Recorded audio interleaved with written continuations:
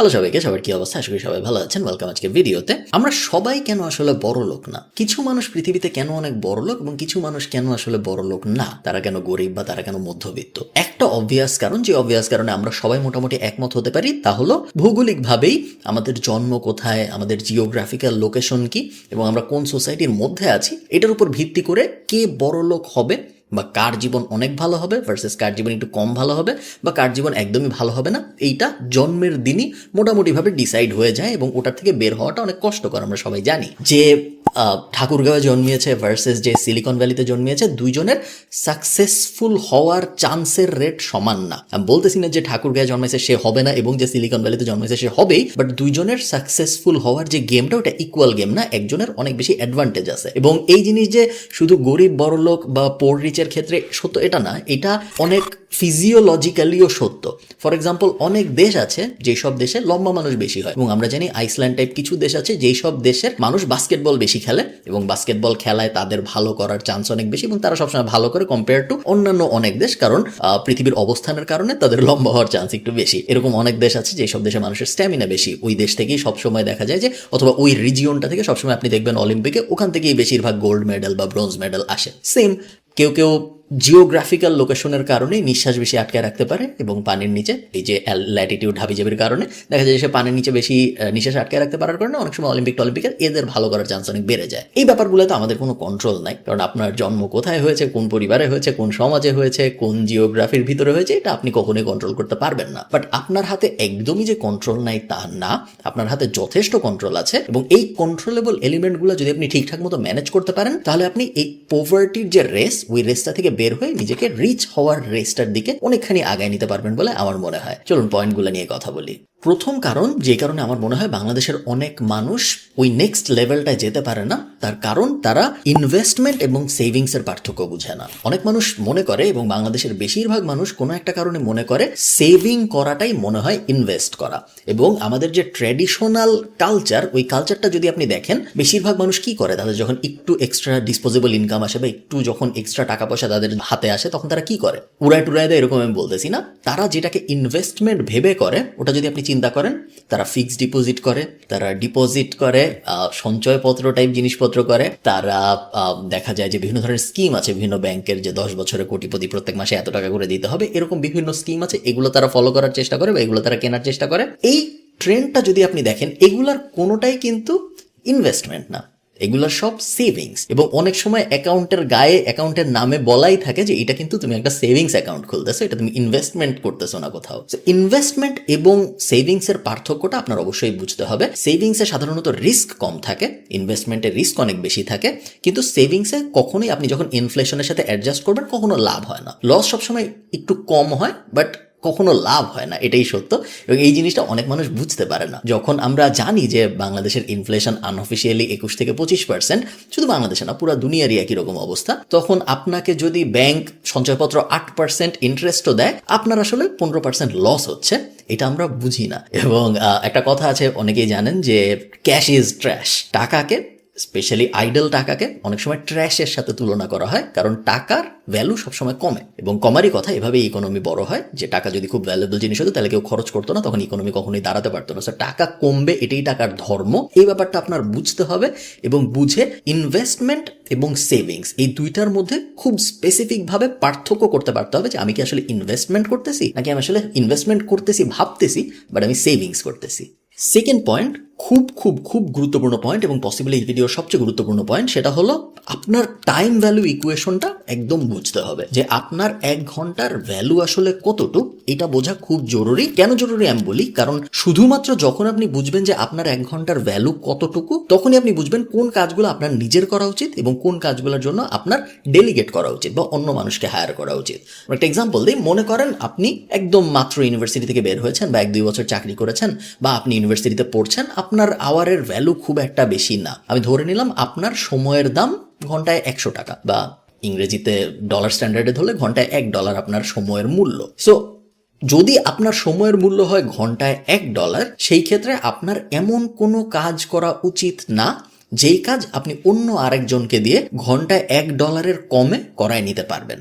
যদি এরকম হয় যে আপনার কাপড় ধুতে আমি ধরে নিই 1 ঘন্টা লাগে, তার মানে হলো আপনার কাপড় ধুইতে আসলে 100 টাকা খরচ হলো। যদিও আপনি নিজেই করলেন, আপনার কিন্তু 100 টাকা খরচ হলো, কারণ অপরচুনিটি কস্টে ওই 1 ঘন্টাটা আপনি অন্য কোথাও দিতে পারতেন, যেখানে আপনার $1 লাভ হইলেও বা 100 টাকা লাভ হইলেও হইতে পারতো। ওটা আপনি করেন নাই, আপনি কাপড় ধুইলেন। এটা কি সম্ভব কাউকে প্রত্যেকবার কাপড় ধোয়ার জন্য 100 টাকার কমে হায়ার করা? এই ইকুয়েশনটা না সবসময় আপনার করতে থাকতে হবে, যে আমি যে কাজটা এখন করতেছি, স্পেশালি মানডেইং কাজ যেগুলো আসলেই করার মধ্যে কোনো আনন্দ নেই। এখন আপনার যদি বাগান করতে মজা লাগে, তাহলে তো আপনি ওটাকে টাকা দিয়ে ভ্যালু করতে পারবেন না, যে আমার বাগান করতে প্রত্যেকদিন 2 ঘন্টা লাগে, কিন্তু আমার 1 ঘন্টার ভ্যালু তো আসলে 500 টাকা। 2 ঘন্টা বাগান করতে যে আমি কি 1000 টাকা ক্ষতি করতেছি নাকি প্রতিদিন? ওভাবে হিসাব করা যায় না, যদি ওটা শখ হয়।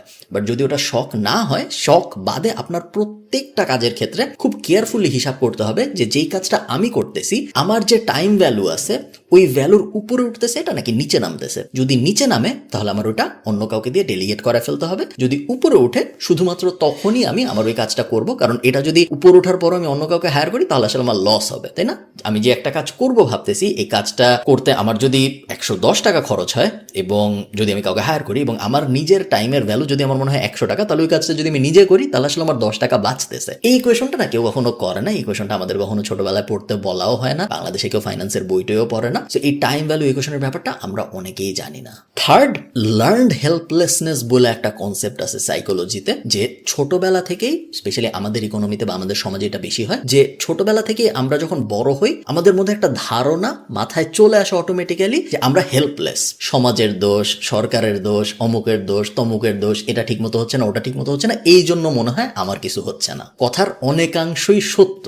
আসলে ওই প্রবলেমগুলো আছে, ওগুলা না থাকলে হয়তো আপনার কিছু একটা হওয়া আর একটু সহজ হইতো। বাট কথা পুরোপুরি সত্য না। এরকম ইকোনমি আছে যেখানে সব ঠিকঠাক মতো আছে, তারপরেও অনেক মানুষের কিছু আসলে হয় না। লার্নড হেল্পলেসনেস এর কনসেপ্টটা যে চলে আসে নিজেদের ভিতরে, এটা অনেক সময় আমরা রিয়ালাইজও করি না। অনেক সময় আমরা নিজের মনকে নিজেরা বুঝায় ফেলি যে আমি একটা কাজ করব ভাবতেছি, আমি এটা করতে পারতেছি না, কারণ রাস্তায় অনেক জ্যাম ছিল, আমার আসতে অনেক কষ্ট হয়েছে এই কারণে। বাট আমরা জিনিসটা ওভাবে চিন্তা করি না যে এর থেকেও কত কষ্ট করে, কত কঠিন, আরো কঠিনতর জীবন দিয়ে কত মানুষ কত আগায় গেছে। আমরা সবসময় ছোটবেলা থেকে বড় হওয়ার সময় এটাই দেখে আসছি যে আমাদের সবাই আশপাশে সবকিছু নিয়ে কমপ্লেন করে, এবং কখনোই নিজের উপর দোষ আসে না, সবসময় অন্যদের উপর দোষ দেয়, যে ওটা ঠিক হইলে, আমার একটা মামা থাকলে বা চাচা থাকলে এটা হইতো, অমুকজন এই কাজটা ঠিক মতো করলে তমুকটা সেভাবে হইতো। এবং কেউ কখনো ভাবে না যে আমি নিজে যদি আরেকটু কম ঘুমাইতাম, আমি নিজে যদি আরেকটু বেশি কাজ করতাম, আমি নিজে যদি আরেকটু স্মার্টলি কাজ করতাম, প্রবলেমটা মনে হয় আমার। এটা আমরা কখনো কেউ ভাবি না। এটাকে বলে লার্নড হেল্পলেসনেস। আমরা লার্ন করে ফেলছি ব্যাপারটা, ছোটবেলা থেকে আমাদের ব্রেনের মধ্যে চলে আসছে যে আমরা মনে হয় হেল্পলেস,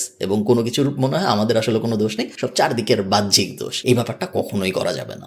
ফোর্থ, যেই কারণে আমার মনে হয় বেশিরভাগ মানুষ নেক্সট লেভেলে যেতে পারে না এবং মধ্যবিত্তর কাতারে থেকে যায়, সেটা হলো ফাইন্যান্সিয়াল নলেজের অভাব এবং ফাইন্যান্সিয়াল এডুকেশনের অভাব। এইটা আসলে আপনার পুরোপুরি দোষ না, কারণ ফাইন্যান্সিয়াল এডুকেশন যে দরকার একজন মানুষের, আমাদের জীবনের একটা বড় অংশ আমাদের যায় টাকা পয়সা ম্যানেজ করে। আপনি যদি একটু নর্মালি চিন্তা করার চেষ্টা করেন যে পিথাগোরাসের উপপাদ্য আমাদের জীবনে কতটুকু কাজে আসে এবং টাকা পয়সা ম্যানেজ করার স্কিল আমাদের জীবনে কতটুকু কাজে আসে, আমার মনে হয় 100 জনকে জিজ্ঞেস করলে 99 জন বলবে যে টাকা পয়সা ম্যানেজ করার স্কিলটা মনে হয় বেশি ইম্পর্টেন্ট। বাট আমরা সবাই পিথাগোরাসের উপপাদ্য পড়েছি ছোটবেলায়, কিন্তু আমরা কেউ কিন্তু মানি ম্যানেজমেন্টের কোনো স্কিল পড়ি নাই। মানি ম্যানেজমেন্ট আমাদের ট্র্যাডিশনাল এডুকেশন সিস্টেমের ভিতরে যেহেতু আসে না, এখন আপনি তো যে ট্র্যাডিশনাল এডুকেশন সিস্টেম বদলাইতে পারবেন না। আপনার যেটা করতে হবে, আপনার নিজে নিজে শিখতে হবে। এসব নিজে নিজে শেখার জন্য আমরা দেখবো মানি ম্যানেজমেন্ট বিষয়ে কি কি বই আছে, মানি ম্যানেজমেন্ট বিষয়ে কি কি পডকাস্ট আছে, মানি ম্যানেজমেন্ট বিষয়ে কি কি ইউটিউব চ্যানেল আছে। ওগুলা দিয়ে আমরা একটা নেইবারহুড এফেক্ট সৃষ্টি করে চেষ্টা করবো ফাইন্যান্সিয়ালি যত বেশি লিটারেট হওয়া যায়, যত বেশি আমি বুঝতে পারি যে ইকোনমি কিভাবে কাজ করে, টাকা কিভাবে ছাপায়, আমার টাকাটা নিয়ে আসলে কি করা উচিত, আমার গোল্ড কেনা উচিত না সিলভার কেনা উচিত নাকি সঞ্চয়পত্র কেনা উচিত, টাকাটা ব্যাংকে রাখলে আসলে লাভ হয় না ক্ষতি হয়, স্টক মার্কেটে 5 বছরের জন্য টাকা রাখবো না 15 বছরের জন্য টাকা রাখবো, স্টক মার্কেটে আমি যখন টাকাটা দেই তখন ওই টাকাটা নিয়ে কোম্পানিটা আসলে কি করে, পুরো এই ইকোসিস্টেমের নলেজ যত আপনার বাড়বে, নলেজের তো শেষ নাই, নলেজ বাড়তেই থাকবে, এবং যত নলেজ আপনার বাড়বে ততই সমান্তরাল এবং বিপরীতভাবে আপনার পোর হয়ে জীবন কাটানোর সম্ভাবনা কমবে। যতই আপনার নলেজ কম থাকবে, ততই আপনার এই উল্টাটা, ততই আপনার পোর হয়ে বা স্বাচ্ছন্দ্যময় একটা জীবন না কাটানোর সম্ভাবনা অনেক বাড়বে। Fifth point, trading time will never make you rich unless you are getting a portion of the company. ইংরেজিতে বললাম, কেন বললাম আমি জানি না। আমরা বেশিরভাগ মানুষ কি করি, আমরা বেশিরভাগ মানুষ চাকরি করি, এবং আমরা যখন চাকরি করি তখন আসলে আমরা কি করি, আমরা আমাদের সময় দিই, তার বদলে আমরা মাস শেষে একটা বেতন পাই। এই জিনিসটা ভেবে মনে হয় না, কারণ কোম্পানিরা কখনো বলে না যে তোমার প্রত্যেক ঘন্টার জন্য এত টাকা দিচ্ছি। সবাই বলে যে তুমি সপ্তাহে 5 দিন আসবা, আমাদের সপ্তাহে 1 দিন ছুটি, বা আমাদের সপ্তাহে 2 দিন ছুটি, বছরে 21 দিন বন্ধ বা 26 দিন বন্ধ, পাবলিক হলিডে টলিডে মিলায়, এবং প্রত্যেক মাসে তোমার বেতন এত। সবাই স্ট্রাকচার করে এভাবে।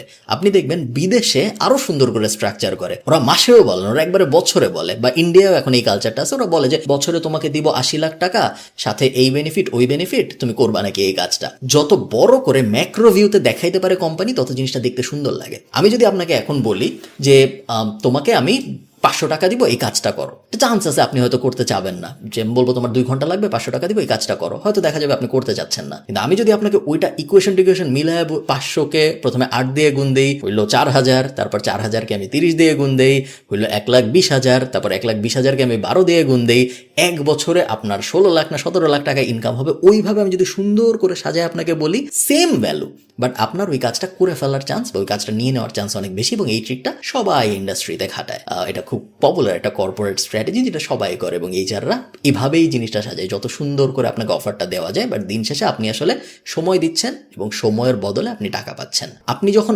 সময় দিয়ে টাকা নিবেন, তখন আপনি কখনোই খুব উচ্চ পর্যায়ের বিলিয়নিয়ার লেভেলে যাইতে পারবে না, কারণ আপনার সময় লিমিটেড। আপনার দিনে 24 ঘন্টার বেশি নাই, এবং কর্মর জন্য 8 ঘন্টার বেশি আপনি সাধারণত দিবেন না। উপরে নিচে 1-2 ঘন্টা যদি আমি বাদ দিই, ট্রাফিক হাবিজাবি মিলায়, এবং অফিসে যে র্যান্ডম কাজের জন্য আরো 1-2 ঘন্টা যদি আমি বাদ দিই, অ্যাকচুয়ালি ওয়ার্কআউট আসলে 5 থেকে 6 ঘন্টা আপনার দিনে। সো আপনার ওয়ার্কআউট যদি 5 থেকে 6 ঘন্টা হয়, আপনি ওটাকে যতভাবেই গুণ বিয়োগ ভাগ টাগ করেন, জীবনযাত্রার মানের সাথে যদি আপনি মিলান, কোনোভাবেই কোনো ইকুয়েশনেই এটা সম্ভব না যে সময় বিক্রি করে আপনি বড় লোক হয়ে যাবেন। সময় বিক্রি করে আপনি মোটামুটি ভালো লেভেলের একটা জীবন হয়তো কাটাতে পারেন, যদি খুব ভালো চাকরি হয় এবং আপনি যে স্কিল দিয়ে সময়টা ব্যয় করতেছেন ওই স্কিলটা হাই ভ্যালুড স্কিল হয়। বাট ইন জেনারেল সময় দিয়ে বড় লোক হয়ে যাওয়ার চান্স কম। যদি আপনার কোম্পানির শেয়ারটা থাকে, ফেসবুকে যারা আর্লি জয়েন করেছে বা গুগলে যারা আর্লি জয়েন করেছে, তারা কিন্তু শুধু বেতন পায় না, সময়ের বদলে টাকা। ওই মডেল ছিল না ওদের, শুধু তারা কোম্পানির স্টক পেয়েছে। স্টক দেয়া ফরচুন 500 বলেন, ইঙ্ক 5000 বলেন, সিলিকন ভ্যালি বলেন, স্টার্টআপ ইকোসিস্টেম বলেন, স্যাস ওয়ার্ল্ড বলেন, সব জায়গায় খুব কমন একটা ফেনোমেনা। বাংলাদেশের কর্পোরেট জগতে তো এটা খুব কমন না। আপনি অমুক কোম্পানিতে চাকরি করতে গেলে আপনাকে বেতনের সাথে সাথে ওই কোম্পানির স্টক দিবে না, এবং যদি না দেয় সেই ক্ষেত্রে আপনি আসলে সময় দিচ্ছেন, তার বদলে টাকা পাচ্ছেন। এই ইকুয়েশনটা কখনোই আপনার জন্য পজিটিভ ইকুয়েশন হবে না। সো এই ইকুয়েশনটা থেকে যত দূরে আপনি যেতে পারেন, তত আসলে আপনার জন্য ভালো।